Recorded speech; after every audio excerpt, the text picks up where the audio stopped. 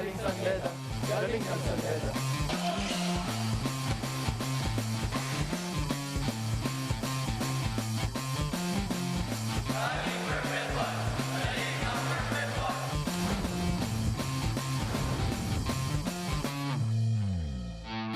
Mga magigiting naman na laro ng NCAA, muli na namang ilalabas ang kanilang galing dito sa lungsod ng San Juan sa aming pagbabalik sa Phil Oil Flying V Center, ang isa sa pinakagamit na sports venues dito sa Pilipinas para sa huling araw ng NCAA Season 94. Ang laban sa pagitan ng San Sebastian College Recoletos at Arellano University ang magsisimula sa ating triple header on this Tuesday, at pagkatapos nun mapapanood natin ang isang Final Four preview kung saan maglalaban ng two-time defending champions San Beda University at ang Perpetual Altas, ang host school ng NCAA Season 94. And for our third game, we will see the Colegio de San Juan de Letran Knights take on the College of St. Benilde Blazers. Ito po ay napapanood ng live sa SND, sa Liga, mula sa iba't ibang panig ng mundo sa pamamagitan ng The Filipino Channel, sports.abs-cbn.com, at syempre sa YouTube channel ng ABS-CBN Sports. Mabuhay Pilipinas! Ako po si Anton Rojas, kasama ang free agent ng FPBL coaching staff ng Arellano University. Ano ba ang sitwasyon mo ngayon, Mikey Reyes? Dahil nung huli ka naming nakita dito sa NCAA, you were actually having a conversation with members of the coaching staff ng Arellano. Well, medyo magulo pa yung sitwasyon ko. Pero ang nakaset na talaga is yung Final Four natin, and 3 of the 4 teams na who will enter the Final Four maglalaro today. Pero itong unang laro muna natin ang importante. We can expect a very competitive game. Siyempre, lalabas pa din ng teams na ito yung mga pride nila, as Arellano will go up against San Sebastian. As you can see sa standings natin, set na ang ating top 4 teams. So these 2 teams will have to compete. And of course, siyempre, ito pa rin part of the development process yan ng mga teams natin. And only a couple of guys lang naman ang graduating sa kanila. So malaking laro pa rin ito para ma-experience nila and of course, exposure nila sa college game. Nakausap nga natin si Michael Calisan nung tayo lumabas dito sa court, at excited siya dahil sinabi nga niya, eto na yung kanyang huling laro dito sa NCAA. Isipin mo, Mikey, 8 taon siyang naglaro sa NCAA, 3 years para sa San Sebastian Staglets, 5 years dito sa college level. We've seen this guy mature and grow into his own dito right in front of us. Michael Calisan coming from the juniors level and the seniors level, and we can actually say that he's one of the best to not enter the Final Four. Although they did make it to the top 4 last year, pero nag-step ladder tayo. So hindi yun talagang Final Four. Pero Mikey, sinabi mo nga, one of the best players, one of the best power forwards, another guy graduating. Another power forward actually, si Michael Cañete mula sa Arellano University. At nung first round meeting ng Arellano at San Sebastian, man, it went down to the wire. A 1-point win para sa koponan ni Ian Alban. I remember this game. Of course, it was a game of runs. Talaga nagbabawian sila all throughout the 4 quarters. We needed an extra period, extra 5 minutes to determine a winner. But it was Michael Calisan, the graduating player ng San Sebastian, who stepped up 28 points, 17 rebounds. Sa kabila naman, yung rookie, hindi naman talaga rookie sa NCAA. Of course, the transfer from Lyceum, Ian Alban, converted on 18 points, grabbed 6 rebounds, and dished out 2 assists. But you were talking about that matchup between Cañete and of course Calisan. Last game nila parehas dito sa NCAA, so we can expect na talaga magbabakbakan ng dalawang forward na ito. Yung 22 or 28 points na naitala ni Michael Calisan, season high din yon para kay Michael. So let's see if he can come up with that type of performance today against Ian Alban. Alban is from Tondo, yung makaka-matchup niya. Also from Tondo, itong si RK Ilagan, ang pambato ng Barrio Fogoso, Tondo, Manila. At alam mo naman, Mikey, pagdating sa Tondo, uso yung mga ligang labas, yung mga talagang dayo. So, sanay ito si RK Ilagan sa bakbakan. Oo, tsaka talagang naglalaban yan. Ian and RK, talagang nagkita yan. Dati pa, magkakilala yung naglalaro sa streets ng Tondo. Pero ngayon, they are both under the lights of the NCAA. When you talk about RK Ilagan, medyo naging controversial yung first round ni RK. Pero once he found his rhythm, last game, season high na siya with 26 points, 10 of 15 from the field, 6 rebounds and a steal. We all know what he can do on the court. Medyo naging controversial lang yung off the court niya, pero we can expect na sa coming years ng San Sebastian, siya pa rin talaga ang magiging mukha, especially with the exit of Michael Calisaan. At yung season high 26 points na ginawa ni RK, career high din yon para sa kanya dito sa NCAA. Ito naman ang kanya mga katapat, ang pambato ng Franz Varon, Tondo, Manila. Kanya-kanyang barangayan Ian Alban. Excellent performance sa kanilang huling laban kontra sa Mapuan. 19 points, 3 rebounds, and 1 assist. Well, we all know, kung si RK, sa labas kumukuha ng puntos yan. Itong si Ian Alban, we all know yung mga fearless drives to the basket as you can see dito. Whether be right or left, he will finish amongst the threes. Ian Alban, one of the craftiest players when it comes to slashing to the basket. 19 points, 3 rebounds, and an assist last game. It'll be an exciting matchup. Parehas nilang kilalang isa't isa. Alam nila yung tendencies ng isa't isa. So we can expect na talagang magbabakbakan din itong dalawang ito along with their forwards. At dahil ito na nga ang ating huling game day sa NCAA Season 94 Elimination Round, hindi mawawala sa ating broadcast team ang ating kasama, isa sa mga pinakamasipag na courtside reporters, si Siege Tantenko. Magandang hapon, Anton. Mikey, ang sweet mo naman ngayong last game day natin. Pero tama yung sinabi nyo, even though neither of these teams are gonna make the Final Four, kita natin the drive for them to compete. And I'd just like to add, even though they're not making the Final Four, it's so nice to see our NCAA students really come out and support their team. So while you were talking, the drum corps of Arellano was actually playing Dying Inside to Hold You, and nagsing along yung buong crowd nila. So mga kapamilya, if you're watching at home and you want to be part of this kind of action, don't forget you can use our hashtags NCAA Season 94 and hashtag GalingNCAA. Abangan namin ang inyong mga tweets. You can also find us and find this game through our live stream, sports.abs-cbn.com/livestream/NCAA. Kita-kita tayo online mga kapamilya, and I'll be right back with my first report. Anton? Maraming salamat, Siege. At tama yun. Mag-subscribe na po kayo sa aming ABS-CBN Sports YouTube channel and of course, sports.abs-cbn.com sa Kapamilya account. Mikey, paano ba yan? Huling araw na ng elimination round. Ang bilis ng Season 94. Parang kahapon lang nag-open tayo sa press conference sa MOA. Pero ngayon, itong dalawang teams na ito, can you imagine kung gaano kabilis yung careers ng mga mag-graduate na? And we're very excited to see 4 of them graduating players sa ating unang laban. Kaya naman puntahan na natin ang ating mga starters.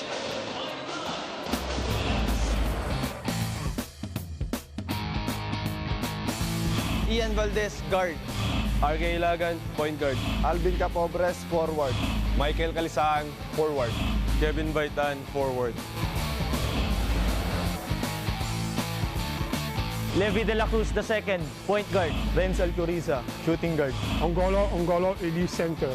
Michael Cañete, forward. Maui Sarah Joseph, forward.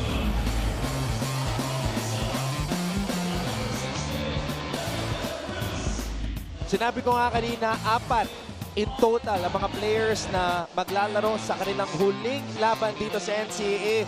And you actually guessed it right, Mikey. Sinabihan po ako ni Mikey kanina na feeling niya isa start ni Coach Ega yung mga graduating players. Ayan na nga, Ian Valdez starting for the very first time, Mikey, here in Season 94. Kevin Baitan, another graduating player, has only appeared in 8 games so far, is starting.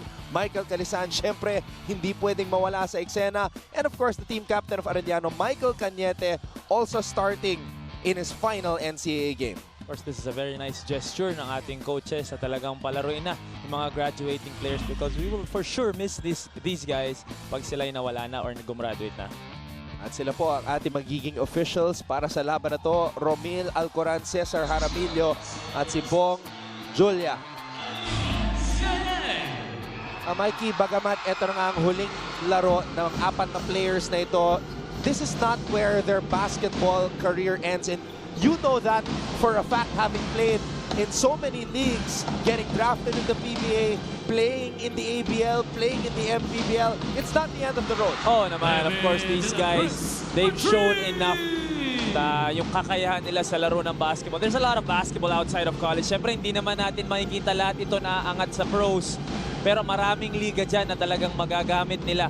You know, to earn a living din. Siyempre, gusto mo, ito na yung magiging career mo.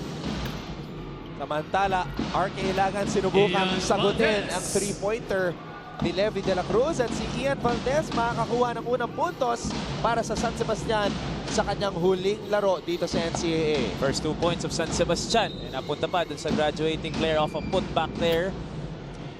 Activity of Ian Valdez. I'm sure excited na excited yan. As we look at this 3-pointer by Levi de la Cruz. Ito hindi graduating pa. Makikita pa natin to the coming years. Talking about Levi de la Cruz. Levi de la Cruz, a player na nanggaling sa University of Santo Tomas, transferring here to Arellano University. Samantala, RK Ilagan, bitin ang kanyang tres. Michael Cañete comes up with a rebound. And a steal here, Capobres, napulot ang bola. Pinasa dito kay RK, lob pass para kay Michael Calisan. Michael Calisan against two blue shirts, supalpal ni Elio Ongolo. And Kevin Baitan is fighting for that rebound. Ilalabas muna ni Capobres ang bola.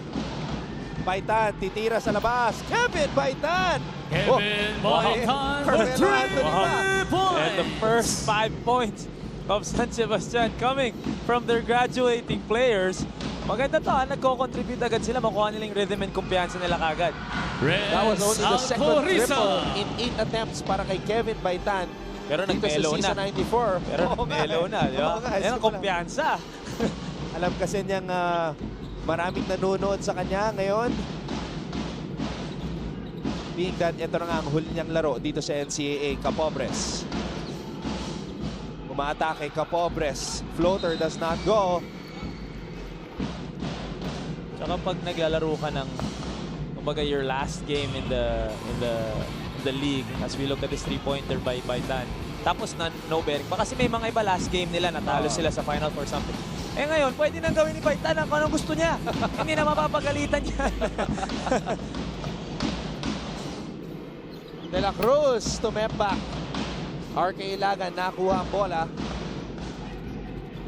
RK Ilagan, atake, hinahanap pa rin si Michael Calisan. Michael is a bit off dito sa simula ng kanyang huling laro sa NCAA. He missed the gimme kanina down low. Supalpal pa ni Ongolo sa pagkakataon man. Hindi sila nagkaintindihan ng kanyang point guard. Pero we can expect na babawi yan si Michael Calisan. One of the best to do it here in the NCAA. Alcoriza, fade away. Rebound Capobres. Capobres kontra kay Sarah Joseph Baitan. Valdez, babalik kay Capobres. Capobres atake. Capobres.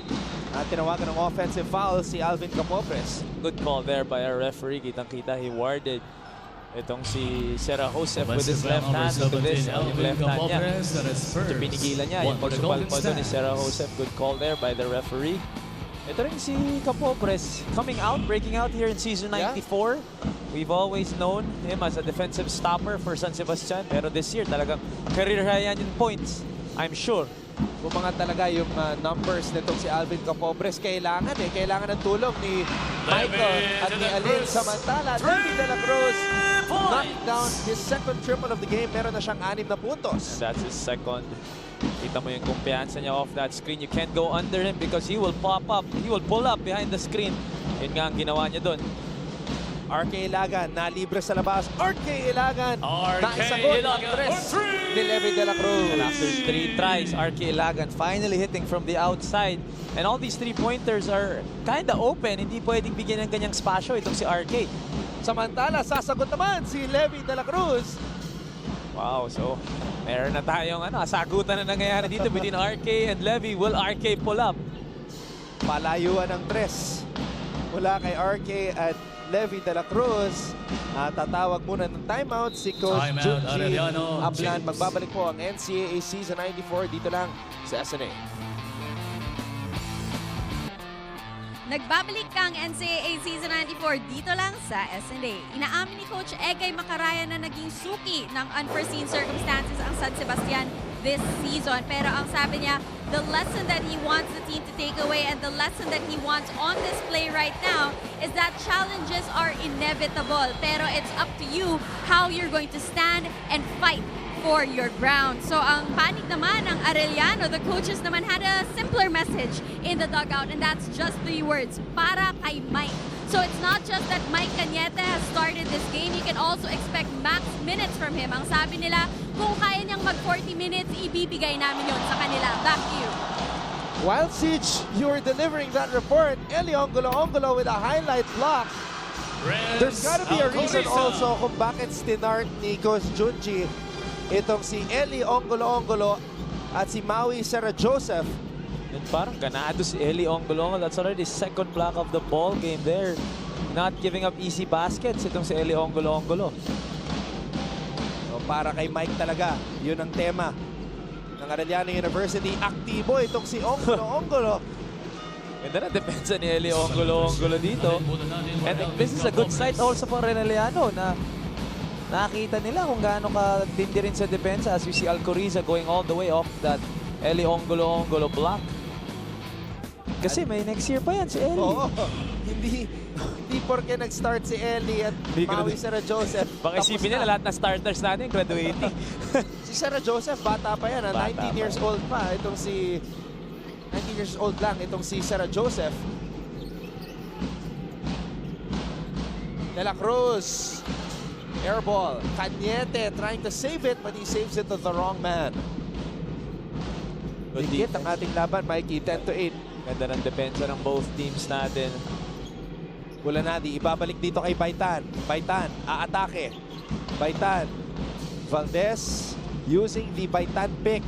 Valdez over Eli Ongolo. Alcoriza comes up with a rebound. So good defense there for Arellano. Alcoriza! Wow! Reds Alcoriza! Talk about confidence. That's confidence right there. Giving up the basketball. Pero pagbalik na pagbalik. Pulling up from deep is Alcoriza for another 3 here today. 5 threes have been made combined from both teams. Bulanadi. Baitan has the basketball against Ongolo. Kevin Baitan, a sweeping left-handed hook, wala. Binibigyan talaga din nila ng bola itong si Baitan sa ilalim. Usually when he enters the ball game, he will just fulfill his role. Pero ngayon talagang tinatry nila bigyan ng bola at to operate down low. Kalaban nito si Ongolo. Si Waki at Lay, humihirit na sa Twitter. Sabi ni Lay, handa na siyang maging hyper. Magpaka-hyper dito sa laban na to. Well, number 8, Kevin Baitan, that is first substitution. Ito, hyper talaga to si Ian Alban tuwing pumapasok sa ating laro. And for the first time, Mikey, binago ni Coach Junji yung kanyang rotation dahil sa nakaraang mga laro, ang ginagawa niya, De La Torre Segura, yun yung starting backcourt niya. Tapos papasok si Alban tsaka si De La Cruz. Ngayon ang pinagsabay niya, Alban and De La Torre. Segura as it entered the ball game. At kanina De La Cruz and Alcoriza. So you can see the surplus of guards sa team ni Coach Junji.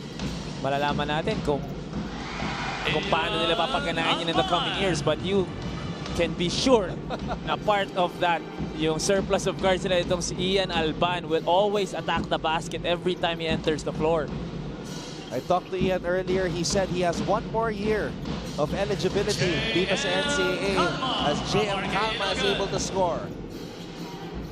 Ito rin si JM Calma. Malaking bagay din ito for San Sebastian, especially with the exit of Michael Calisan. Kakailanganin nila na maging mas consistent itong si Calma on both ends of the floor to cover up yung kawalan nila kay Michael. Samantala, Gilmer De La Torre tinawagan ng traveling doon. Silipin natin itong Vivo V11 perfect shot. Unang atake ni Ian Alban. Nakapuntos agad. Napakahirap doon. Shooting it over. JM Calma and Mike Calisan. Magbabalik po ang NCAA Season 94. Michael Calisan, 8 taon bilang manlalaro ng NCAA. Isa sa mga pinakamagaling na power forwards na ating napanood through the years. Ang pambato ng Santa Rita, Pampanga. A guy who started playing basketball late. He was 15 years old when he got into the sport sa Santa Rita College of Pampanga. He's the third cousin of former NCAA MVP Ian Sangalang. And San Sebastian known for yung mga products nila na napapadala nila sa pros, especially sa forward position. Can Michael Calisan be the next dun sa line ng San Sebastian na yon? Calisan, this is something he has to do more in the professional level. And I think that's one thing that he has developed through the years, yung outside shot talaga niya and being able to attack from the outside. Samantala, eto, meron pa tong 4 na taon dito sa NCAA, Gilmer De La Torre. Ito, bagong-bago pa lang. Alam na natin that he can really stroke it. Itong si Gilmer De La Torre coming from the Chiefs, the Braves program ng juniors ng Arellano. RK titira na naman. Bulanadi. And Bulanadi was fouled. He will head to the 9 for 2. Foul on number 14, So look at this Mike three-pointer by De La Torre off of that Ian Alban swing from the top of the key to the corner. Ito rin si Alin. Ano din to? Kumbaga, aasahan din to next year ni Coach Egay. Yep, he has 1 more year of eligibility. Itong si Alin Bulanadi. Assumption College of Davao. Galing to si Alin. Si Capopres rin. Last year na next year. So at least madami pa. I mean, a bulk of their core will still be there next year. Doon sa core naman talaga nila, it's just really Michael Calisaan ang mawawala. Alban trying to sneak that one in.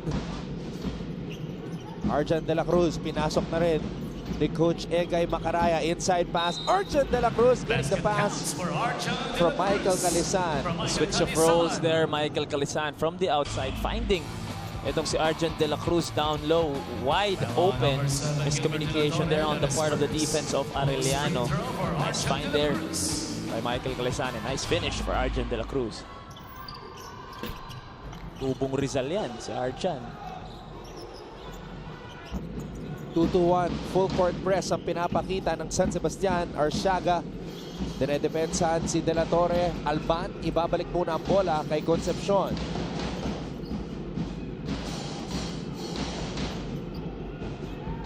Concepcion. Sino yung pinapasahan niya doon? Substitution, Elvin Capopres for Michael Calisaan. Alito doon, si Archie Concepcion. Uy!